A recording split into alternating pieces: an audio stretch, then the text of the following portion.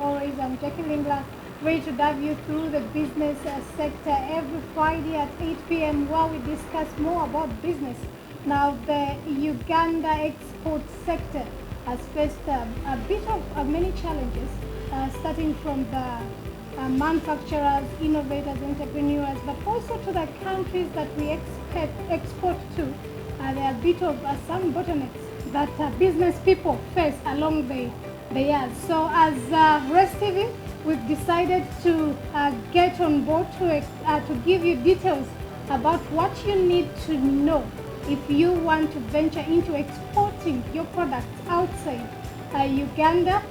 So today on Business and Sport, I have an official from PACEID here in Uganda who deals in exportation or linking up various businesses along with government support to export destinations or markets out there. A very good evening to you, madam.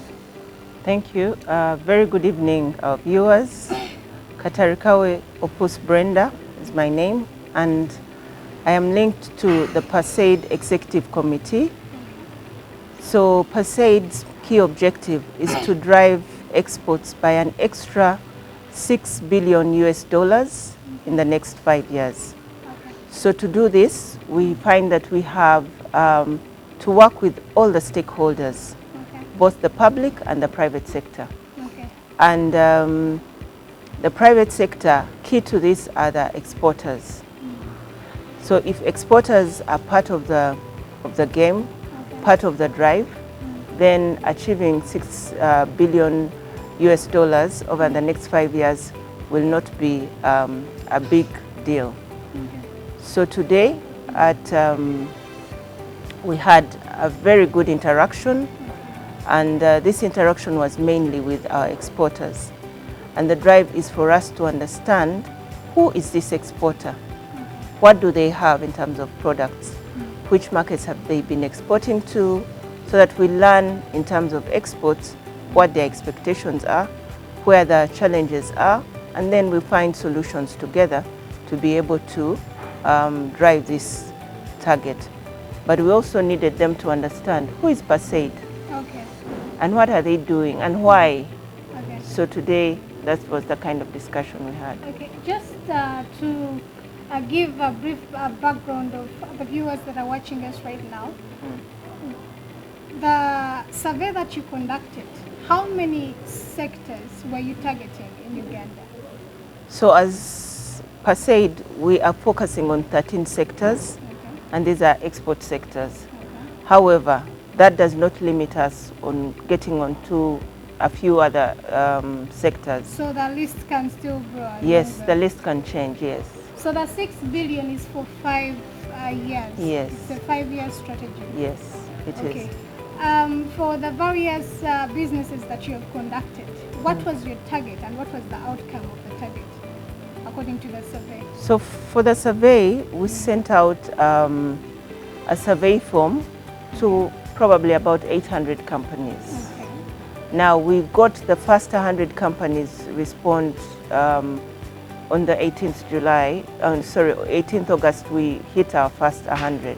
Okay. So we decided to work with the first 100 and then see how we grow the numbers. So the way the survey works, we look at the desk survey and the information that has been shared, and then we'll go out and visit to confirm that this information you've shared actually, with the reality yes, on ground. yes.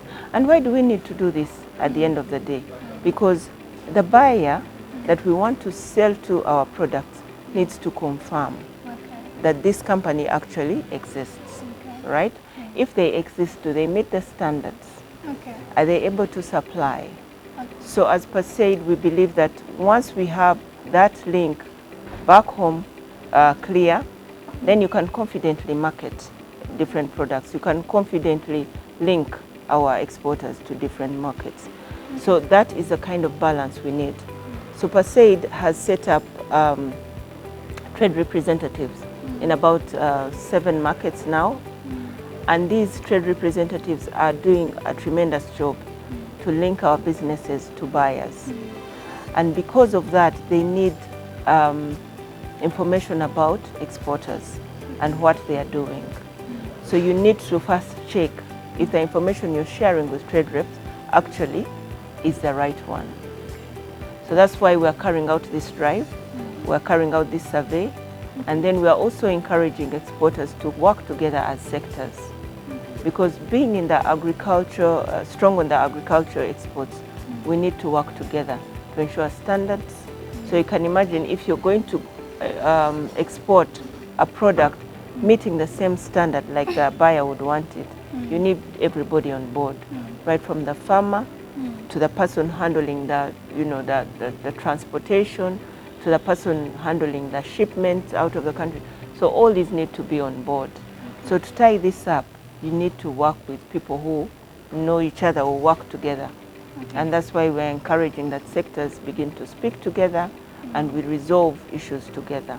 So of the 100 companies that hit the target during the survey, how many of those, approximately, we don't have to be exact, how many of those have dealt in exportation?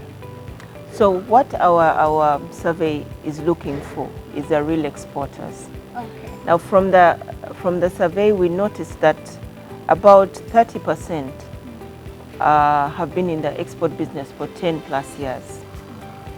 50% have been in the business for 2 to 10 years. And then the rest have been in business for, less than 2 years or about 2 years. So that's how we categorized our exporters. Yeah.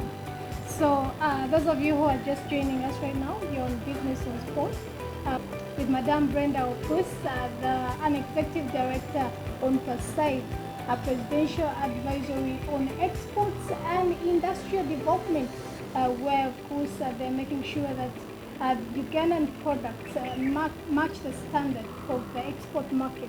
If you want to export to the United States, you have to meet the standard in order to actually overcome the competition hazards out there as a business. So stay tuned, we still have much more to add value to you. Now during the conference, we had, so much was shared. And one key thing that I picked out was you intend to make sure that we add value to the products that we produce. Then of course, we have to be in alignment with the market out there. How do you intend to give us information of what is needed in the United States, in Canada, in all those export markets? How do you intend to create awareness for a person who wants to export to those countries in order to align whatever they're producing so that they don't have any hardships in marketing their products out there or in exporting their products out there? Okay.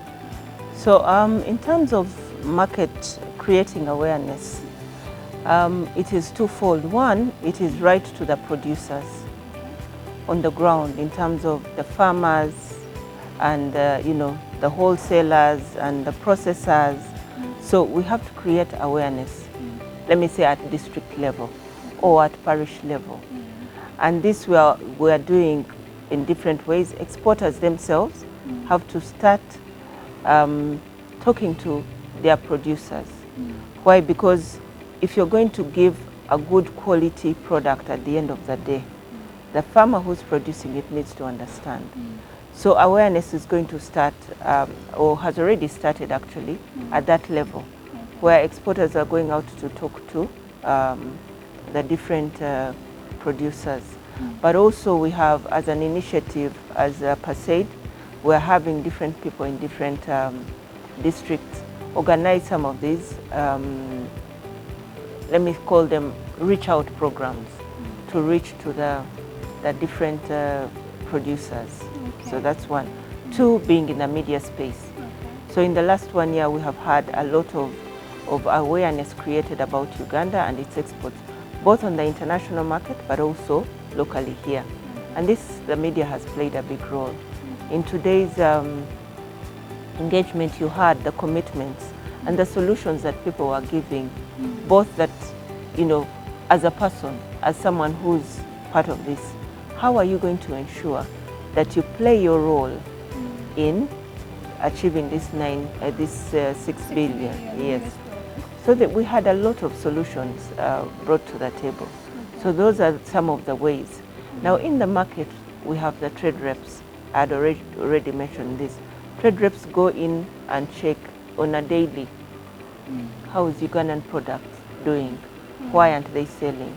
Which products are doing well and which ones are not? So that information should come through as regularly as we can so that they can then link in with our exporters here. So for instance, for the Serbia market where we opened a hub, we're already having a team from Serbia to come and understand the culture here, to come and understand our exporters, look at what products we can send to Serbia. Of course, coffee, fruits and vegetables, all this got a lot of attraction when we launched the hub. So we need now to have that information cut through on both ways, yes. So just to talk about the hub itself in Serbia, do you intend to open up such hubs elsewhere in the world, and in case yes, in which country specifically? Okay, so the hub, Uganda hub in Serbia, was the first one we launched. Now we're going to have several of those. And our objective is to quickly get our products into the market with people testing and understanding our culture. So the hub is not just a coffee place. It is a place where you'll go in and interact with Uganda culture, interact with the Uganda beauty, and interact with the, what does Uganda have in terms of natural resources. So it's a place where you can get as much information about the country as possible. So when we launched the hub, yes, it's a physical place. When we launched it in Serbia, even the car in there, the look was Ugandan. You can see the team from the handicrafts expressed gratitude to the fact that we had the Ugandan baskets in there. Yeah, because now they can link and say, oh, our products are in that market.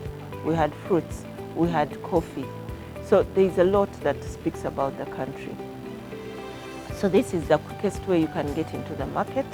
Once people appreciate your product, test it, touch it, see the beauty of your country. Serbia hardly knew Uganda. But if you go into now social media and read about Serbia and Uganda, you'll see a lot coming through, okay? So we're also trying to strengthen communication and media presence. So we're not going with traditional media international houses. We're going with very specific media houses specific to coffee. Who actually reports to coffee? Which medium or magazine do the coffee buyers, maybe in the UK or in the US, love to read? So we're being very specific with the kind of media interactions that we are engaging so that we have the right feedback, the right buyers, the right interest put in the right places, yeah. Okay. So over the years, I'm quite sure that you have been in that position of coordinating exporters out of Uganda through the Uganda Export Promotion Board. Yes. What are some of the major challenges that these business people have been facing over the years? So if you appreciate the Uganda export landscape, it is a creation of two key categories, if I may call it. So we have the corporate and big exporters, and these do almost 80% probably of our exports. Then we have the small and medium, very driven, very creative in what they're doing and so on, but yet not yet at the top of their game in terms of how they export. So with that kind of landscape, the smaller groups get the challenge to how to reach the buyer, how to be able to interface with the buyer on the other side, because they can't afford to do the research themselves, they can't afford to do the right trainings to get the certifications. They're challenged in terms of whom do I get to in these markets. So all this, if improved, if worked on, these people will be able to get into the markets faster, but also with a lot of confidence. So in my experience so far, from Export Promotion Board and from the different engagements I've had over the years, there's a lot of strength. There's a lot of energy in the small and medium companies. If only they could be handheld. So the hand-holding has been happening, but not strong enough.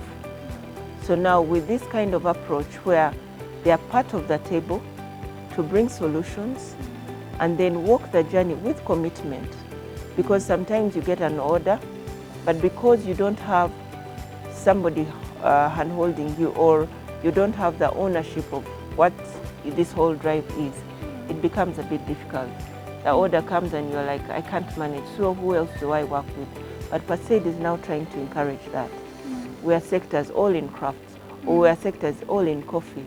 There's this order, how do we do it? Can we be able to work together? So the small and medium companies gave brilliant solutions in our discussion today and made commitments as individuals, as companies, and as sectors. So we are trying to see how to harness all that and push the drive for exports, yes. On that very note, in just a brief summary, how do you intend to oversee sustainability in the export business, especially for the small and medium enterprises? So I think sustainability comes hand in hand with information and knowledge. So if you understand the buyer well and what they need, and you prepare yourself, preparation is so key. A lot of our companies going to the market totally not prepared. They get in because they have a good product, the buyer gets interested and demands. And then they can't move. Why? Because they are not prepared. So we need to prepare, and get into the market ready. Okay? So we're trying to make sure that exporters are properly prepared and they are ready for this kind of drive. And this will therefore inform that sustainability. Because if you have a good foundation, you'll be able to plan ahead. You'll be able to ensure that you have the right requirements handled, and then you can live longer. So PACEID is trying to ensure that we drive sustainability once through preparedness, train the people, and then continue to engage them as the dynamics in the exports change. Okay. I'm sure there are viewers out there who are wondering, how do I take part? Because of course, if I hear something about training, if I want to be better in my business and I want to export, or maybe I've exported once, maybe to Kenya, and I want to expand my market where I export to, I would want to be in such an intervention where I get more information, more market research that I should have incurred a cost on, or at a free cost. So how would one out there who was not contacted digitally for this survey, what is required for them to participate in PACEID? Okay, so the way forward, this survey has not ended. Okay. We're just moving the first cohort to the next level, Okay. but we are continuing to receive information. So the link for you to register and send us your information is on our website. Okay. So you can pick it on the paceid.org website and send us your information, and let's start the discussion at that level. But also you can call, our numbers are there. You can send inbox us from the different social media handles that we have, and then we'll be able to see how to work with you. Okay. Yeah. In your closing remarks, what would you want the people out there, Ugandans, to know more about PACEID? Well, I think the most important thing about PACEID is that we're driving a target. We're driving to achieve a target, and this target, if achieved, is going to impact on our economy. It's going to drive this country many more steps ahead, because export revenue speaks to the center of our economy. So I'd like to invite the different exporters. I'd like to invite the different business companies that are already in export to join the race, to join the drive for us to achieve the 6 billion. If we achieve it earlier, even the better. So my call is to really ask exporting companies and companies that are in this space to come in, join this initiative, join this drive to ensure that we add value to exports. And PACEID, we don't call ourselves an initiative we call ourselves value adders. We're adding to the value of business people and ensuring that they deliver what they should be delivering in a bigger and better way. Yes, thank you.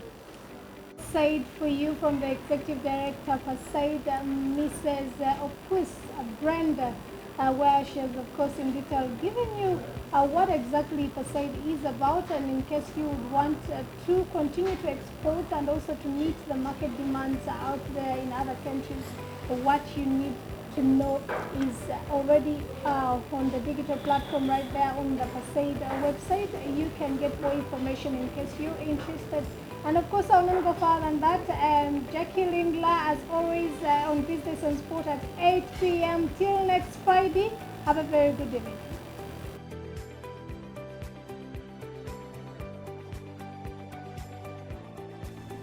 To the government and consumers in the market of the Republic of Serbia,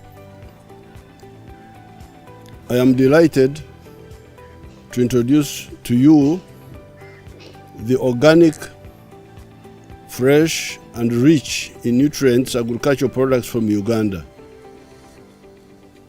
I'm also happy to introduce to you the ancient cultural products and the people of Uganda. Our country lies astride the equator and holds 4 different climatic zones, which are the temperate or alpine climate on high altitudes in the west and east, the savanna in the central and western low grasslands that carries all flora and fauna, the equatorial zones in the ancient rainforests, all at 27 degrees Celsius all the year round. We produce almost any agricultural commodity you can name on earth, from fruits and vegetables, meats, dairy products, nuts and grains, and essential vegetable oils.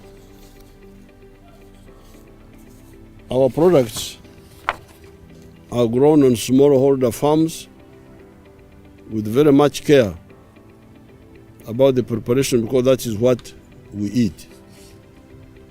And it is also part of the heritage of the families. It is part of the heritage of the families. They don't do it just for business. They do it because that's their heritage, which has now become commercially relevant. The private sector, that is the people of business now, is slowly introducing large commercial farming to feed the region and the world, because we are only 45 million people, but with the ability to feed 200 million people and more, given the fertile lands and the increasing technical know-how of our young people. We are also in the large emerging market of East Africa and the greater African common market, which is an area of 1.4 billion people now. In 10 years, our African market will be one of the largest in the world, with young people consuming more. I thank His Excellency President Alexander Vučić for sending me his Minister of Trade, the Honorable Tomislav Momirovic, who delivered the invitation to me to visit the Patriotic Republic of Serbia. I'll be coming with a delegation of 60 companies and business people who are bringing you food and other products. We'd like them to partner with your companies to invest more in the agriculture sector in Uganda. I am happy that you have already expressed interest in our pineapples, coffees, grains, flowers, dairy products, and banana products. We commit to offer you all incentives on land, taxes, and access to the larger market of Africa. We'll continue to use the lasting relationships we have had with you and the former Yugoslavia Republic since 1963, when we opened bilateral relations, and through the years, the work we have supported each other on at the Non-Aligned Movement and the UN. This will strengthen the cause of both our peoples, our institutions, and humanity. I visited Yugoslavia. It must have been 1988, where I was received by Lazaro, and then I visited Slovenia. It was called Lazaro, the president at that time. I would like that Uganda Airlines begins a partnership with Air Serbia on landing in each other's countries so that we can fast-track business, tourism, and person-to-person exchanges. I encourage you to utilize the trade hub, which we have named Uganda Connect, to make more orders for our products and to come and see our country. This trade hub is located at the Belgrade waterfront. Please visit it regularly to have a taste of our foods and culture. I thank the trade representative for Uganda, Mr. Bratislav, who has worked so hard to open a new bridge for trade and investments between Uganda's and Serbia's private sectors, and helped ensure Ugandan products come to your retail outlets. Welcome investments from Serbia to Uganda, and in the future I hope the Ugandans will also invest in Serbia. I wish you all good health and a lasting bond of friendship and solidarity. Thank you.